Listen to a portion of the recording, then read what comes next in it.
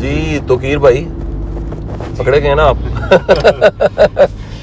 लें जी, सुनने वालों को हम बताएं कि हम दोनों क्लास फेलो हैं और हम एक यूनिवर्सिटी में इकट्ठे पढ़े हैं। आज से 24 साल पहले, हमारा 25 साल पहले एडमिशन हुआ था और हमारा बैच जो है वो 2000 केमिकल है। यूईटी का हमारा बैच था, 2000 केमिकल। हमारे सेक्शन मुख्तलिफ थे। आपका सेक्शन कौन सा था जी? मेरा बी सेक्शन था। मैं ए सेक्शन में था। और आपका रोल नंबर क्या था? 1218। 1218। मेरा गालिबन 1031 था। ओके। या 1131 था। 1131 हो गया। हाँ, 1131 था मेरा रोल नंबर। तो हम एक यूनिवर्सिटी में थे और उस ज़माने में भी हमारी एक बड़ी खामोश सी दोस्ती थी। और आज हम 25 साल बाद दोबारा इकट्ठे बैठे आपसे बात कर रहे हैं। इस दौरान हमारी मुलाकातें नहीं, बड़ी मुख्तसर सी मुलाकातें नहीं, लेकिन हम दोनों लकीली अपने बैच के आउट ऑफ द बॉक्स हैं जी। आउट ऑफ द बॉक्स या आप इसे आउटलायर कह लें। आउटलायर का मतलब, क्योंकि मैल्कम ग्लैडवेल की किताब है आउटलायर, ये फ़लसफ़ा उससे लिया गया। और आउटलायर का मतलब है कि कुछ लोग ऐसे होते हैं जो एक सैंपल में से, एक बैच में से वो आउट ऑफ द बॉक्स कुछ मुख्तलिफ करते हैं। यानी वो सब अगर एक डायरेक्शन में चल रहे हैं 1000 बंदे, तो वो एक दो ऐसे लोग होते हैं जो उल्ट चल पड़ते हैं और उसके बाद साबित करते हैं कि हम सही चले थे। तो तोकीर भाई, आपकी स्टोरी मैंने सुननी है, लेकिन मेरी स्टोरी से थोड़ा सा वाकिफ़ मैं मुझसे मुख्तसर रिपीट कर देता हूँ कि मैं यूनिवर्सिटी में था। जब मैं 3rd ईयर में था तो मैंने इंजीनियरिंग छोड़ दी, केमिकल इंजीनियरिंग मैंने छोड़ी और तालीम का सिलसिला तो मेरा बिल्कुल एक नई डायरेक्शन में चला गया। मैंने ह्यूमन रिसोर्स को पढ़ा, बिजनेस को पढ़ा और बाय चॉइस मैंने डिग्री के अलावा जो कुछ पढ़ा वो बहुत सी किताबें, सेल्फ हेल्प की किताबें हैं, वो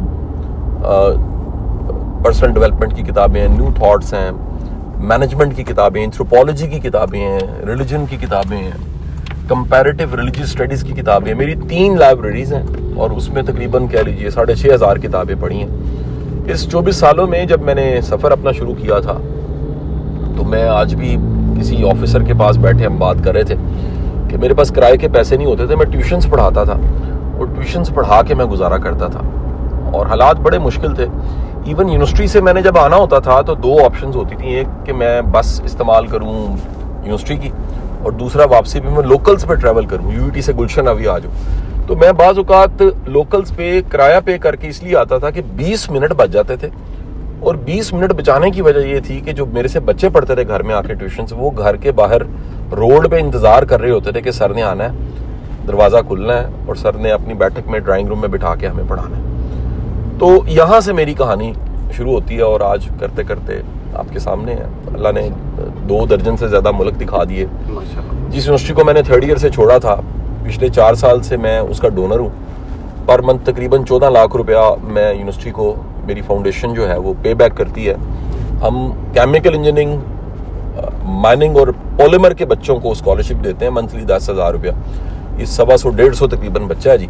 और इनकी ग्रूमिंग भी करते हैं। इनके साथ गाहे बगाहे मेरे और मेरी टीम के सेशन होते रहते हैं। और कह लीजिए ये मेरा यूनिवर्सिटी इंजीनियरिंग को जो 2 साल मैंने गुजारे थे, मैं पे बैक करने की कोशिश कर रहा हूँ। ये तकरीबन अभी तक हमको तकरीबन 4 करोड़ रुपया यूनिवर्सिटी के बच्चों को दे चुके हैं, ट्रांसपेरेंट उनके अकाउंट्स में। और साथ ही साथ एक मेंटोर की तरह, बड़े भाई की तरह, एक दोस्त की तरह उनके लिए कई तरह की आसानियाँ पैदा करते रहते हैं। टोटल मेरे पास 700 बच्चे हैं यूनिवर्सिटियों के और इसके अलावा भी तकरीबन 150 बच्चे हैं जो CSS की तैयारी कर रहे हैं। 700 बच्चे जो हैं वो इस वक्त हैं, 300 बच्चे पास आउट हो चुके हैं और अल्लाह के करम और फजल से उनमें से 90% बच्चे कहीं अच्छी अच्छी जगह पे पहुंच चुके हैं। कोई सिविल सर्वेंट बन चुका है, कोई ऑफिसर बन चुका है, कोई किसी पोस्ट पे बैठा है, कोई किसी सीट पे बैठा है। तो ये एक हमारा सोसाइटी को पे बैक है। मेरी फाउंडेशन तकरीबन 1 करोड़ रुपए से ज़्यादा मंथली पे बैक करती है जी। ये हमारी तरफ से सोसाइटी को पे बैक है। सोसाइटी में, पाकिस्तानी सोसाइटी क्योंकि एक सैडेस्ट सोसाइटी है, यहाँ पे बंदा जब तक मर नहीं जाता उसको एक्नॉलेज नहीं किया जाता।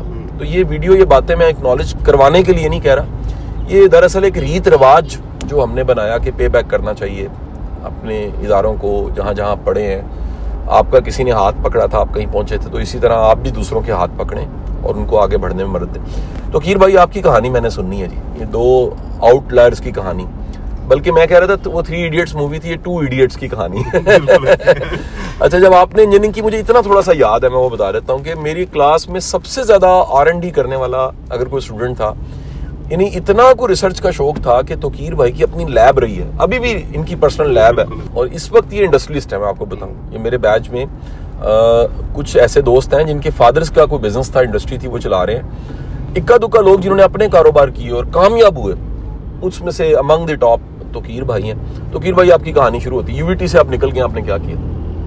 सर यूवीटी में जैसे पास आउट होने के बाद पास आउट हुआ तो फौरन मुझे पेप्सी में जॉब मिल गई। अभी रिजल्ट भी नहीं आया हुआ था, तो अल्लाह के फजल से अल्लाह ने करम किया, तो मतलब मैं गया हूँ। फर्स्ट इंटरव्यू पे ही मेरी जॉब होगी पेप्सी लाहौर में।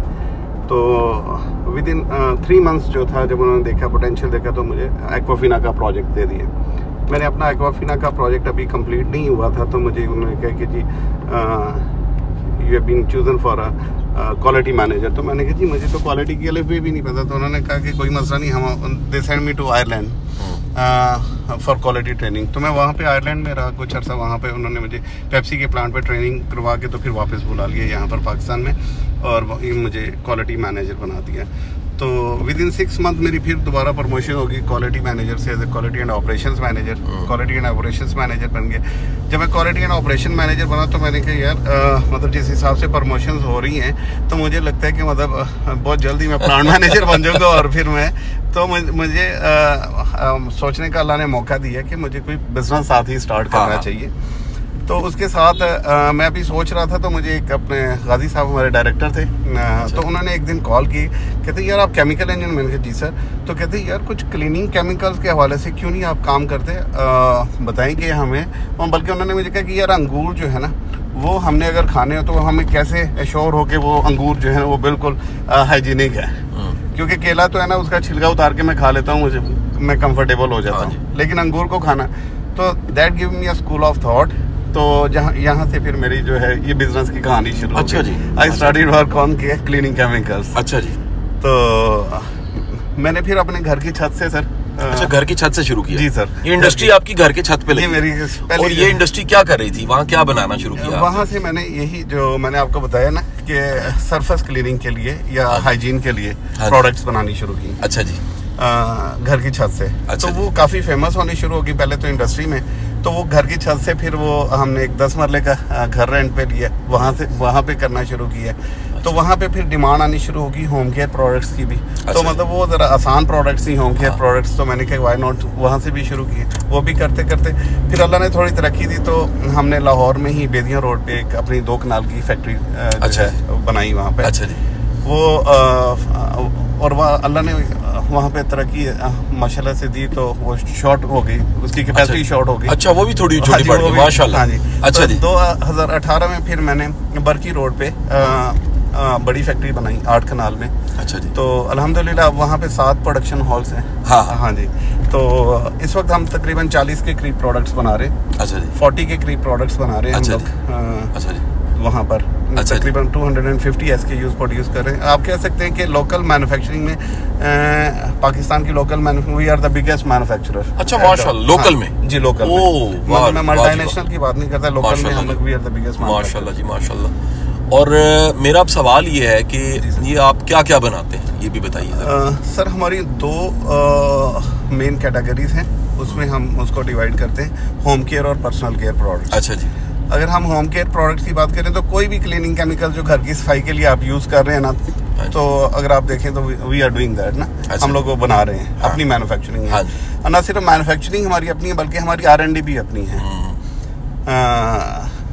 तो क्योंकि आप जैसे आपने भी बताया था कि मुझे शुरू से ही मुझे लगता है कि केमिकल्स मुझसे बातें करते हैं। अरे वाह, मतलब आपसे केमिकल बातें करते हैं? एग्जैक्टली, मुझे लगता है। अरे वाह, हम तो खुशकिस्मत है फिर आपसे बातें कर रहे हैं। अच्छा। तो अच्छा, आई मीन हर केमिकल की अपनी करैक्टरिस्टिक्स होती हैं। तो मतलब मैं जब वो पढ़ता हूँ तो मतलब वो इस तरह मतलब एक और चीज़ शायद मैं यहाँ बताना चाह रहा हूँ कि मेरा जब एडमिशन हुआ था वो मेरा मैकेनिकल इंजीनियरिंग में हो गया था। अच्छा जी। तो चूंकि मुझे शुरू से ही केमिकल का शौक था, तो मैंने जो है वहाँ पे जिद कर ली कि भाई मैंने तो केमिकल इंजीनियरिंग करनी है। वो कहते हैं उसका मार्केट कम है भाई, आपका मैकेनिकल। मैंने कहा नहीं जी, जो मर्जी है, मेरी सीट किसी को भी दे दे, सही जी, मैंने केमिकल इंजीनियरिंग ही करनी है। अच्छा जी। सो मैंने केमिकल इंजीनियरिंग जो है वो फिर बाय चॉइस की है। एनीवेज, जैसे हम बात कर रहे थे कि केमिकल्स में हम लोग जो प्रोडक्ट्स बनाते हैं वो होम केयर है, जिसमें आप कह रहे हैं कि डिटर्जेंट्स हैं, सबसे मेनली डिटर्जेंट्स हैं। डिश वॉश है, टॉयलेट क्लीनर है, सरफेस क्लीनर्स हैं। अच्छा जी। इनकी एक पूरी रेंज है। अच्छा ठीक है, इसके साथ फिर हम पर्सनल केयर में आ जाते हैं। तो पर्सनल केयर में हमारे पास हैंड वॉश है, अच्छा जी, शैम्पूज हैं, अच्छा जी, लोशंस हैं, अच्छा, ब्राइटनिंग लोशंस हैं, वेरी नाइस। और इसके अलावा सीरम्स हैं। अच्छा, सीरम्स भी आप? जी एग्जैक्टली। सीरम्स का एक है जी? सीरम्स हम लोग विटामिन सी सीरम है, नियासिनामाइड है, अच्छा, और हेयर सीरम है। अच्छा, वेरी नाइस जी। और आपका टॉप जो प्रोडक्ट है वो कौन सा है इनमें से जो सबसे ज्यादा सेल होता है जी, जिसकी डिमांड ही खत्म नहीं होती जी माशाल्लाह? सर वो हैंड वॉश है इस वक्त। अच्छा जी। सबसे जो टॉप मतलब सेल में जा रहा है वो हैंड वॉश है। नंबर 1 पे हैंड वॉश है। अच्छा जी। पर्सनल केयर में अगर देखें तो अच्छा, उसके बाद डिटर्जेंट है नंबर 2 पे हमारा, सही जो सेल हो रहा है। बाकी मतलब डिश वॉश और टॉयलेटरीज की भी हमारी सेल बहुत अच्छी है। अच्छा, अच्छा मजे की बात ये कि हमारे किसी भी प्रोडक्ट की कोई कंप्लेन नहीं है। अच्छा जी। हाँ जी, मतलब किसी मल्टीनेशनल का भी प्रोडक्ट उठाते ना, 10 प्रोडक्ट उठाते हैं, वो कहते हैं ये 9 अच्छे हैं, तो ये एक जो है ना, आपके सारे कमाल है अल्हम्दुलिल्लाह। अच्छा मुझे ये बताइए, अब ऑब्वियस है कि आपको देखने वाले, हमारी स्टोरी को सुनने वाले, उसमें से कई तरह के आइडियाज बनते हैं ना जी। कैसे भी हो सकता है, कासिम अली शाह की तरह कोई यूनिवर्सिटी छोड़ के बाद में यूनिवर्सिटी का डोनर बन सकता है। एग्जैक्टली। आइडिया मिलता है कि जी एक बंदा जॉब कर रहा था, वो अपनी इंडस्ट्री लगा सकता है। लेकिन कई ऐसे लोग हैं जो ट्रेड करते हैं जी सर, डिस्ट्रीब्यूशन करते हैं, तो आप अपने डिस्ट्रीब्यूटर्स के साथ भी इंगेज होते हैं? आपके डिस्ट्रीब्यूटर्स हैं जी अपने काम के? सर ये बहुत इंपॉर्टेंट है। बिल्कुल हमारे पास डिस्ट्रीब्यूटर्स हैं, मुख्तलिफ शहरों में हैं, और कुछ डिस्ट्रीब्यूटर्स कुछ एरियाज में नहीं हैं, और हम लोग चाह रहे हैं कि मतलब कि कुछ डिस्ट्रीब्यूटर्स हमें जो है किस एरियाज में नहीं है? ये मैं चाहूंगा कि लोगों को पता लगे ना कि ये भी बिजनेस है एक पूरा। एग्जैक्टली। जैसे हम पंजाब की बात करें तो हम लोग जो है इस्लामाबाद पिंडी के लिए, अच्छा, जेलम डिवीजन के लिए, जेलम के लिए डिस्ट्रीब्यूटर नहीं, और जी इसके अलावा अगर हम लोग मुल्तान में देख रहे हैं कि मुल्तान में आगे बहावलपुर, रहीम यार खान, ये वाली बेल्ट हमारी थोड़ी सी यहाँ पे। अच्छा जी। और कहाँ डिस्ट्रीब्यूटर नहीं है जी? इसके अलावा ऑलमोस्ट बाकी पंजाब में तो हम कराची में नहीं, Karachi is the biggest hub for the business. अच्छा, कराची भी आपका एक डिस्ट्रीब्यूटर होना चाहिए, बहुत बड़ा, इतनी बड़ी आबादी है वहाँ पर। हाँ जी, बिल्कुल ठीक। और फैसलाबाद है जी, फैसलाबाद में है हमारे पास। अच्छा, कहाँ है पहले से डिस्ट्रीब्यूटर आपके? हमारे पास फैसलाबाद में है, जड़ावाला में है, उकाड़ा में है, इधर कसूर में है, लाहौर में है, अच्छा जी, गुजरावाला में है, अच्छा जी, शेखुपुरा में है, अच्छा जी। ये डिस्ट्रीब्यूटर्स तो हमारे पास हैं। इसके अलावा हम लोग अभी फर्दर मतलब जो है वो देख रहे हैं, कुछ लोगों से बातचीत चल भी रही है मुख्तलिफ एरियाज में। अच्छा जी। चलें जी, मैं आपका शुक्रिया अदा करता हूँ कि आपके साथ हमारी बातचीत हो गई, और सुनने वाले, देखने वालों के लिए बड़े आइडियाज़ हैं जी, यूईटी में पढ़ने वालों के लिए बड़े आइडियाज़ हैं। तो आप भी आउटलायर बने जी, out of the box. 2 idiots के ग्रुप में शामिल, हम 2 इडियट्स इकट्ठे बैठे हुए गाड़ी में सफ़र कर रहे हैं और अपनी मंजिल की तरफ जा रहे हैं। तोकीर भाई बहुत बहुत शुक्रिया। और तोकीर भाई की जो डिटेल्स है ना, वो सारे लिंक्स में मौजूद होंगी, आप उनसे फ़ायदा उठा सकते हैं। अल्लाह हाफिज़। अल्लाह हाफिज़।